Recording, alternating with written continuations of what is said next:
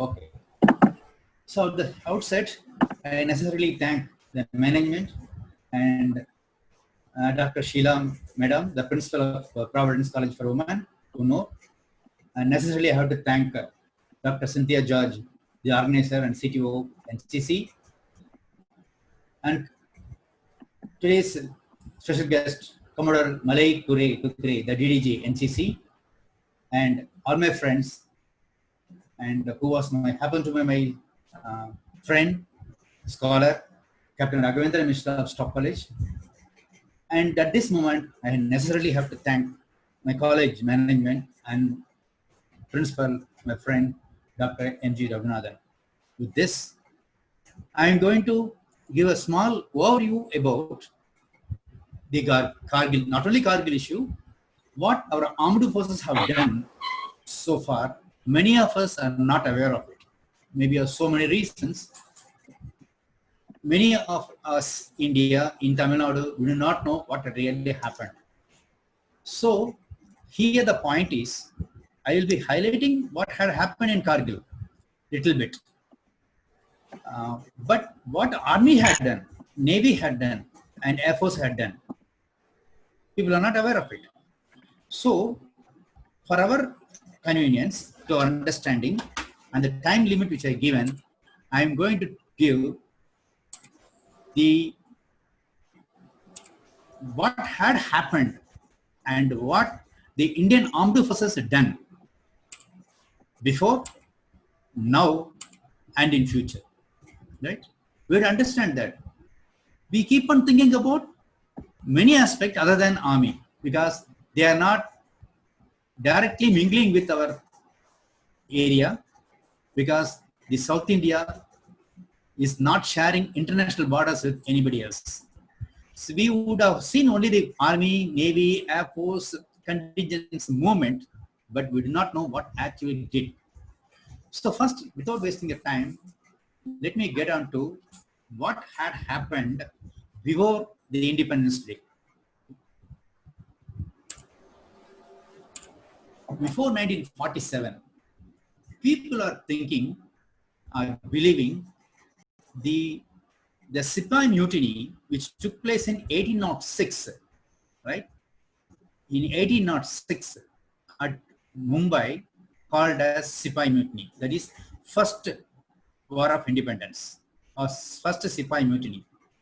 This 1806 Sipahi mutiny took at Vellore, right? In one day, they seized the Vellore fort, and our Indian working in British Army, that is Indian working in British Army, killed about 200 British. Of course, we lost 600 Sipahis. The second Sipahi mutiny, which took place in 1857 at Meerut, near Delhi, right? It took place in 1857. It lasted long for 1 year and 6 months. The mutiny took place for about 1 year and 6 months. And therefore, after 1857, British had brought so many reformation in our army armed unit. And that is the time they introduced Sikh regiment and Gurkha regiment, recruited from this group, Indians, native Indians, for the British Army in India. The third important aspect is the RIN, that is Royal Indian Navy. They were having conducted a national-wide mutiny, revolution, some sort of a revolution, that happened in 1946. That is the third War of Independence, right? That has become the deciding factor to remove British forces from India. Not only because of Ahimsa movement, non-violence movement, procession, Quit India movement, because of this we got independence. Not only that, because of this vital reason where Indian Army involved in it, therefore the Britain did not have any other choice except to give independence to India. So this Royal Indian Navy revolt, which started on 18th February 1946, it lasted for 6 days. But the 6 days revolt shook the foundation of British Empire. British Empire ஒரு ஆட்டம் அஸ்திவாரத்தையே ஆட்டிடுச்சு. Now, like the first Sipai mutiny, which we are calling it 1806, this Royal Indian Navy mutiny is called as First War of Independence, which many of us do not know. It's 6 days a shorter period, but it leaves a deeper blow in British rule. What was the impact because of 1946, the third mutiny? It proved, it laid its last nails in the coffin of British Raj. It compelled the colonial rulers to leave India at the earliest. Of course, 8 people dead, 33 wounded on Indian side. And this mutiny attracted one-day general strike in Bombay. The strike was followed by Calcutta, Madras, Karachi, and Vizag. They also joined with the Royal Indian Navy to give support to their revolution. And that time only, so many slogans were shouted. Among them, Strike for Bombay is the famous one. Second one, release 11,000 Indian National Army prisoners from jail, second slogan. And the third slogan, which all of us are comfortably using, Jai Hind. Now, it's what made British to leave India at the earliest after the 1946 mutiny. 1857, the British Army strength here, about 24,000 rank officers and 250,000 British Indian soldiers, in which 120,000 approximately are Indians working in British Army, that is British Indian soldiers. Against which, in 1946, after the Second World War, the British Army strength in India about 25 lakhs approximately. Bombay alone was having a native 80,000 and about remaining Indian sailors. And this mutiny was supported by Royal Indian Air Force, that is Air Force, and also local police. Now, we have seen the past, how Army took part and helped India to get independence.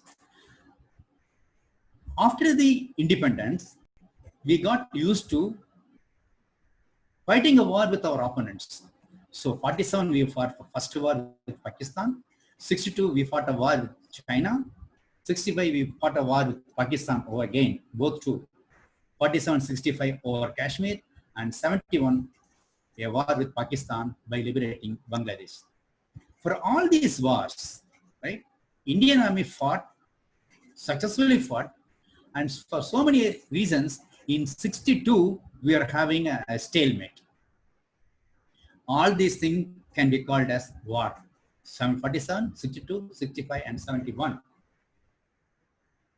Whereas 84, 87, 88, Operation Maghdut, Operation Pawan, Operation Cactus.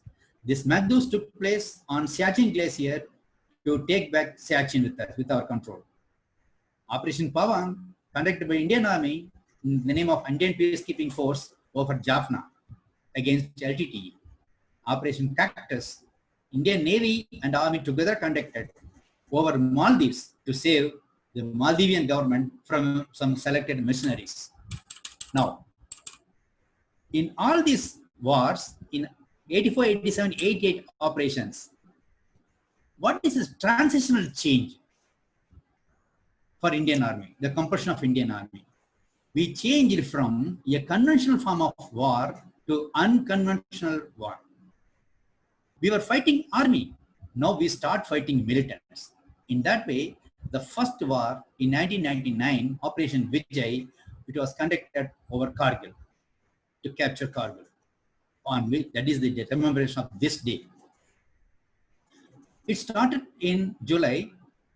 It extended for about 2 months, 3 weeks, and 2 days totally. Right. Now, the Kargil is located 205 kilometers from India and 173 kilometers from Pakistan. If you want to explain Kargil, it required at least 3 to 4 hours to explain. Because of time, you have to understand the crux of it. the Pakistan conducted an operation called Operation Badr. They conducted Operation Badr. What was it? To cut the lines of communication between Kashmir and Ladakh to the rest of India.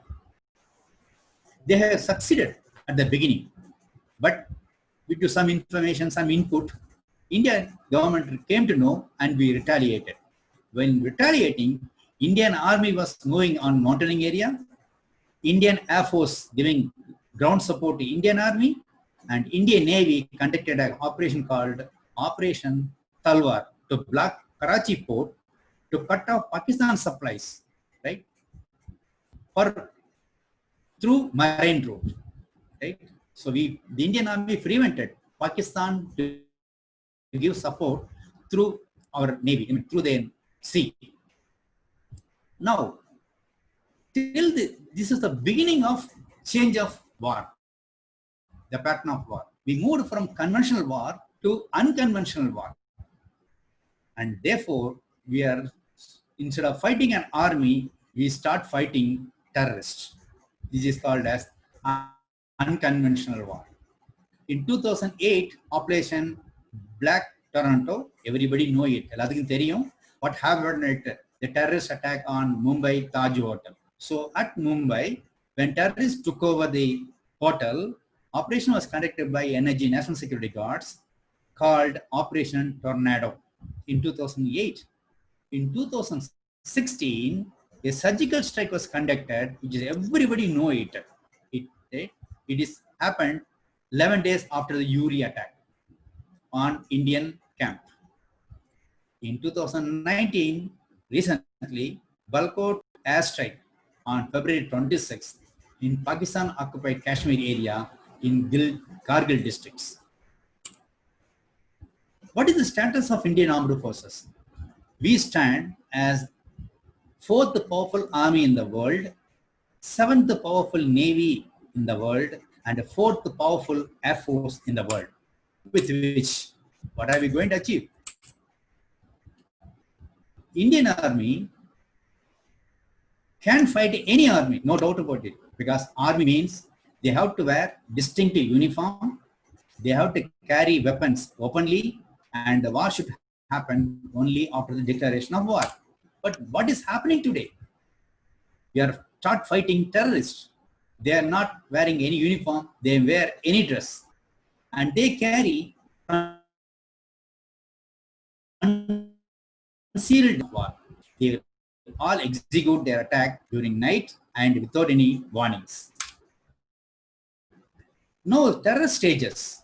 In what stages the terrorist? Because the students should know how they develop, because many of us do not know what are the development.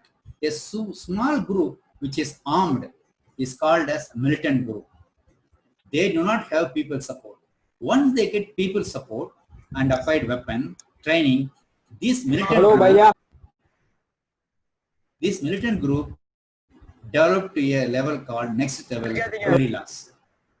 This guerrilla group, once they get more weapons and more training, foreign support and people support, they develop a stage called insurgent. At guerrilla stage, they will adopt a technique called hit and run. At insurgent stage, they are prepared to fight an army like another army. Once they achieve these two, the fourth stage is they will start having political dominance. Once political dominance is achieved, they can change the government system. Who's overruling, they can able to change it. Once governance system is changed, then they go for area domination. That is, they will capture the area. This is the cycle of terrorist movement, so that Indian armies fight to the end to prevent the terrorists at this stage, or at this stage, at this stage. We are so far not allowed them to come to the political dominant stage. We know that those days, uneducated, religious fundamentalists, poverty, political corruptive system, unemployment, all these things have become the reason for terrorism. Ladies and gentlemen, remember it. These things are not the reason for terrorism, I tell you. Because nowadays, terrorists have become joining terrorism organizations for their income. Terrorism provides as a source of income. It is like a job. If anybody joins terrorists, they get salary. And for many area, they get a status. I am a Naxalite, I am a terrorist. It gives them a status.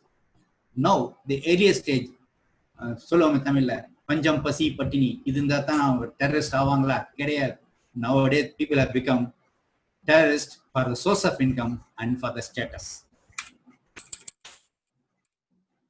When it began, when the mass killing strategy started, till that time, only the governments were facing problem, police was facing problem, army was facing problems, but not the public. But in 1987, 88 onwards, about 2 to 3 decades back, the mass killing started, right? Therefore, the mass killing becomes a soft target for terrorists to take. And therefore, they never leave anything. They have what is known as mass killing, taking weak and soft target and leaves nothing and kill everyone and assess the way of killing and place for their propaganda. Because of propaganda, they are able to get publicity. Then how to deal with terrorism? Earlier, we thought terrorism as an act. Later, it has become a problem.